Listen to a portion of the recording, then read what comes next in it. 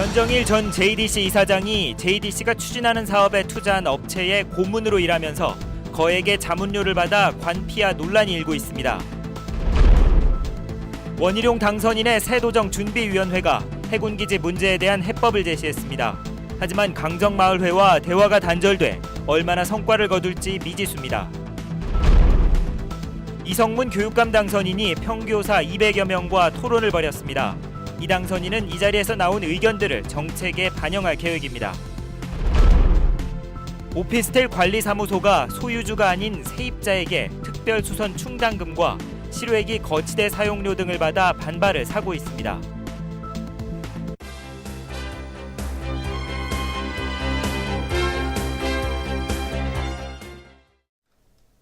여러분 안녕하십니까? 뉴스데스크 제주입니다.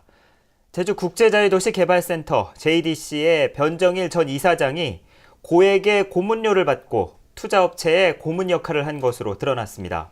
사업 추진 과정에서 압력을 행사하지 않았냐는 의혹이 제기되고 있습니다. 박주연 기자가 보도합니다. 제주국제자유도시개발센터의 핵심 프로젝트인 신화 역사공원. 홍콩과 싱가포르 업체는 이곳에 2조 원을 넘게 들여 대규모 복합 리조트를 조성하기로 하고 남정제주 개발 주식회사를 세웠습니다. 최근 리조트의 용적률과 고도가 완화되고 당초 계획보다 숙박시설이 크게 늘어 특혜 2호까지 불거졌습니다. 그런데 변정일 전 JDC 이사장이 퇴임 4개월 만인 지난 10월부터 남정제주의 고문으로 일하면서 거액의 자문료를 받아온 것으로 드러났습니다. 변 전 이사장은 지역 실정에 어두운 외국 기업에 조언을 했을 뿐이라고 밝혔습니다. 개업 변호사로서 남정그룹은 제가 고문하고 있는 여러 기업 중에 하나일 뿐입니다. 인허가 업무에 결코 영향을 미치거나 관련된 일을 한 바 추호도 없다는 것을 명백히 밝힙니다. 인허가에 관여하지 않았다는 해명에도 불구하고 사업을 총괄하던 수장이 관련 업계로 자리를 옮긴 것만으로도 관피와 논란이 일고 있습니다. 봐주기식으로 할 수 있죠. 그래서 여러 가지 어떤 압력으로 작용할 수 있는 그런 위치에 있던 사람이기 때문에 충분히 이제 그런 문제는 발생할 수 있다고 봅니다. 논란이 커지자 변 전 이사장은 결국 사의를 표명했습니다. 특혜 의혹이 일고 있는 가운데 JDC 전 이사장에게 거액의 고문료를 지급한 사실까지 드러나면서 신화역사공원 조성 사업 논란은 더욱 커져가고 있습니다. MBC 뉴스 박주연입니다. 제주 동부경찰서는 시민사회단체들이 고발한 JDC 비리 의혹 사건과 관련해 변정일 전 이사장과 해울 이사인 장모 씨에 대해 기소 의견으로 검찰에 송치했습니다. 경찰에 따르면 변 전 이사장은 손자에게 국제학교 학비를 감면해줘 업무상 배임 혐의를, 또 JDC 자회사인 해울 이사 49살 장모 씨는 직원 채용 과정에 관여해 업무 방해 혐의를 받고 있습니다. 도내 4개 시민단체는 지난해 12월 JDC 직원 채용 문제를 비롯해 JDC와 해울 직원 자녀의 수업료 면제 등 JDC 비리 의혹을 검찰에 고발했습니다. 원희룡 당선인이 내건 도민 대통합을 위해 가장 먼저 풀어야 할 문제가 해군기지 갈등입니다. 새도정 준비위원회가 여러 해법을 내놨지만 강정마을회의 의견이 반영되지 못해 한계를 드러내고 있습니다. 현재훈 기자가 보도합니다. 새도정 준비위원회가 8년째 이어지고 있는 해군기지 갈등을 해결하기 위한 5가지 과제를 제시했습니다. 우선 진상조사위원회가 유치 당시 마을 총회와 환경영향평가, 절대보전지역 해제의 적절성 여부를 조사해서 결과에 따라 조치를 취한다는 겁니다. 또 민간 전문가로 구성된 전담반이 강정 주민들의 트라우마 치유와 공동체 복원에 나서고 주민 의견을 반영해서 강정 발전 계획을 추진합니다.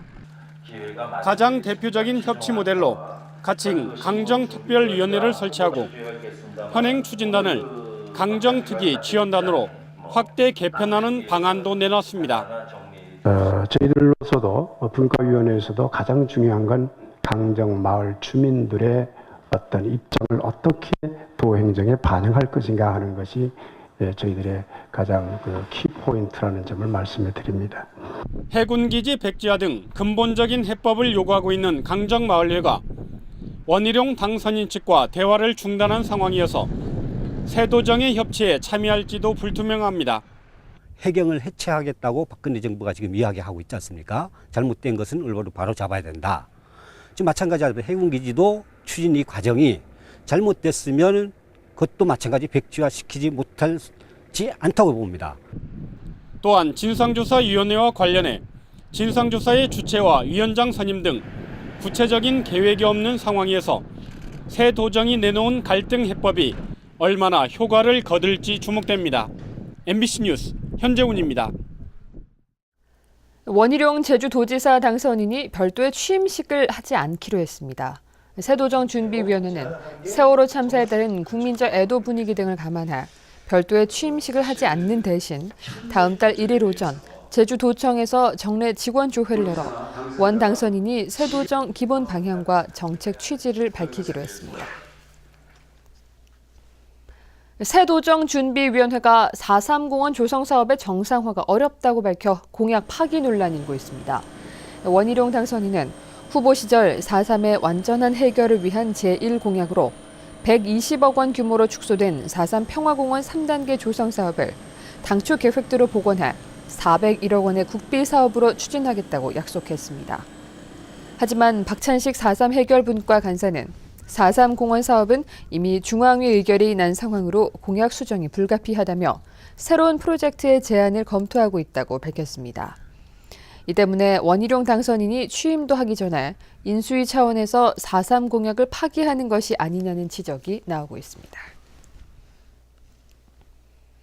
이성문 교육감 당선인이 평교사들과 만나 교육 정책에 대한 토론을 벌였습니다. 교사뿐만 아니라 다양한 분야의 인사들과 토론회를 열어 정책에 반영한다는 계획입니다. 권혁태 기자가 보도합니다. 대형 회의장에 200여 명의 교사들이 모였습니다.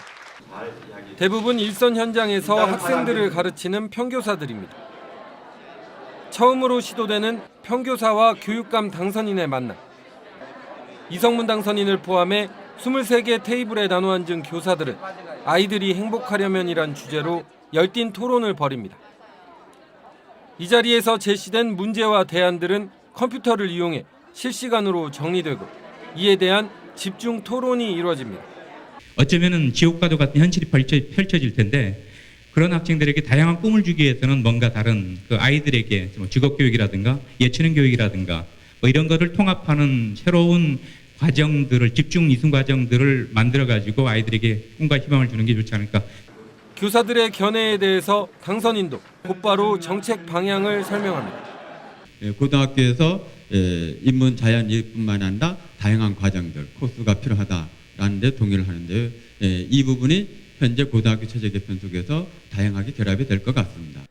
자유토론에서 선정된 10가지 주제에 대해서는 즉석에서 투표가 이루어졌습니다. 실적 위주의 학교 평가를 바꿔야 한다는 의견이 가장 많은 호응을 얻었습니다. 이른바 타운홀 미팅 방식으로 이뤄진 첫 정책 간담회. 이성문 당선인은 취임 이후에도 이런 형태의 권역별, 계층별 토론회를 열어 정책에 반영할 계획입니다. MBC 뉴스 권혁태입니다. 오피스텔은 주거용이 아니어서 주택법의 적용을 받지 않습니다.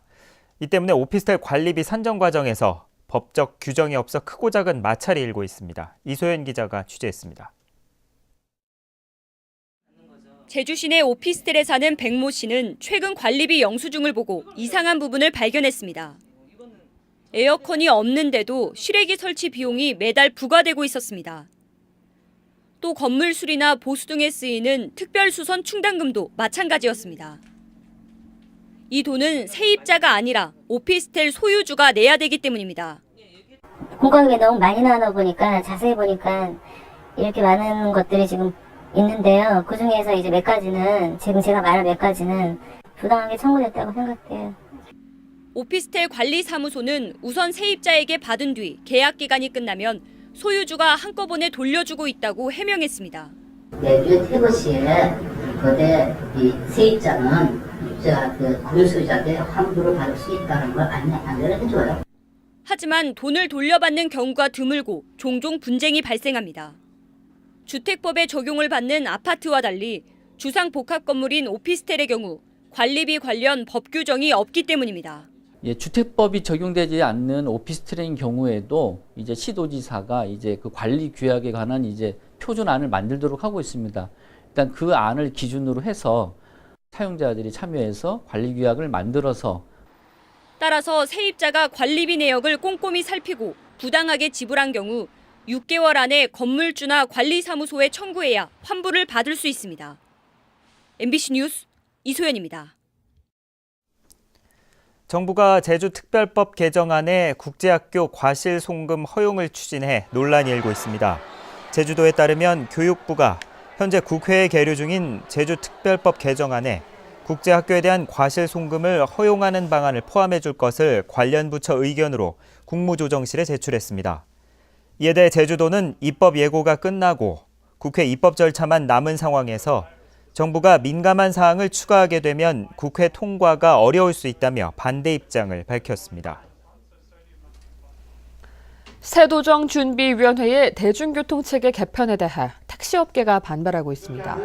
개인택시 운송사업조합과 법인택시조합 그리고 택시노련 관계자 등 20여 명은 오늘 오전 새도정준비위를 방문해 버스 요금을 1,000원으로 통일할 경우 택시업계가 고사한다며 대중교통체계 개편안을 철회하라고 요구했습니다. 이에 대해 새도정준비위원회는 내부 논의와 여론 수렴 등을 거쳐 택시와 버스 업계가 상생하는 방안을 마련하겠다고 밝혔습니다. 제10대 제주도의회 의원 당선자 상견례를 겸한 의정설명회가 오늘 제주도의회에서 열렸습니다. 오늘 의정설명회에는 41명의 도의회 당선자들이 참석한 가운데 지방의원의 행동강령에 대한 국민권익위원회 강사의 특강과 함께 행정사무감사와 도정질문, 재산등록 신고 등 의정활동에 대한 전반적인 설명이 이어졌습니다. 국회는 오늘 본회의를 열고 3선의 새정치민주연합 김우남 의원을 하반기 국회 농림축산식품해양수산위원회 위원장에 선출했습니다. 김우남 의원은 수입 개방의 파고 앞에 서 있는 농어업과 농어촌의 위기를 극복하고 회생과 발전의 돌파구를 마련하는 데 노력하겠다고 밝혔습니다. 여름철 유행성 결막염 환자가 늘고 있습니다. 제주도에 따르면 이달 둘째 주 안과를 찾은 유행성 결막염 환자는 환자 1,000명당 평균 17명으로 일주일 전보다 7명, 지난해 같은 기간에 비해서도 3명 증가했습니다.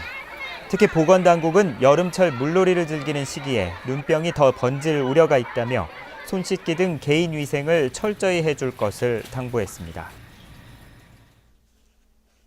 서귀포시는 지난달 12일부터 한 달 동안 성읍 민속마을 식품 판매업소 37곳을 대상으로 특별 단속을 벌인 결과 관절염과 요통 등 질병 치료와 예방에 효능이 있다며 허위 과대 광고로 관광객들에게 제품을 판매한 7곳을 적발해 사법기관에 고발 조치했다고 밝혔습니다.